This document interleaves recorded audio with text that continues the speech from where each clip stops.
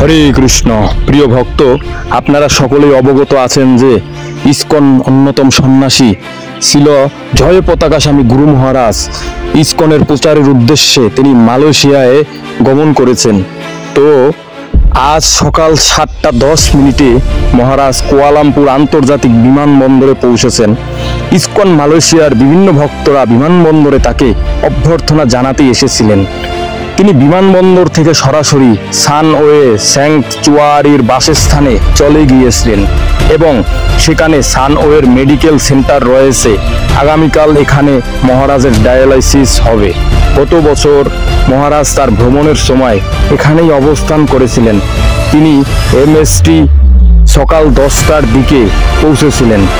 কিছুক্ষণ বিশ্রাম গ্রহণ করে তিনি দুপুরে প্রসাদ গ্রহণ করেছেন এবং এরপর কিছু সময় আর্টিফিশিয়ালি ইন্টেলিজেন্সের বিষয়ে গবেষণা করেছিলেন যে কিভাবে তা কৃষ্ণের সেবায় ব্যবহার করা যেতে পারে।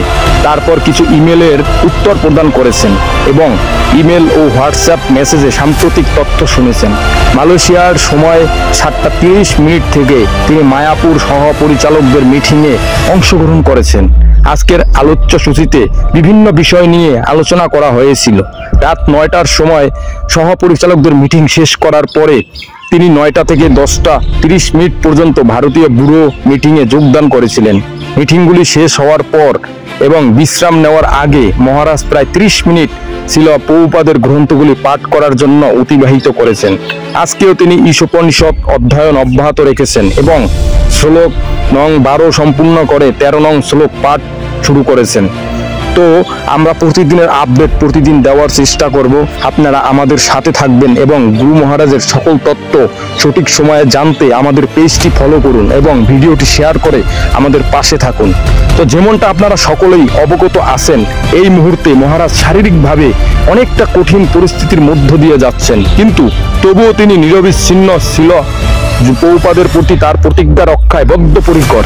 প্রতি মুহূর্তে মহারাজ তার আচরণের মাধ্যমে পরমেশ্বর ভগবান শ্রীকৃষ্ণের নির্দেশ এবং শিল প্রভুপাদের শিক্ষাকে আমাদের মাঝে প্রচার করে চলেছেন। তাই অনুগ্রহ করে পরমেশ্বর ভগবান শ্রীকৃষ্ণ এবং শিল প্রভুপাদের কাছে আপনারা আন্তরিকভাবে প্রার্থনা নিবেদন করুন যাতে মহারাজ পূর্ব তার শক্তি সামর্থ্য ফিরে পান এবং শিল প্রভুপাদের উদ্দেশ্যে তার বিভিন্ন সেবা চালিয়ে যেতে পারেন। এই লক্ষ্যে আপনারা অতিরিক্ত জপ, নৃসিংহ কবচ পাঠ, 8 বার তুলসী পরিক্রমা করতে পারেন এবং আপনার অতিরিক্ত জপ সংখ্যা গুরু মহারাজের নামে জমা দিতে পারেন। হরে কৃষ্ণ। সকলে ভালো থাকবেন।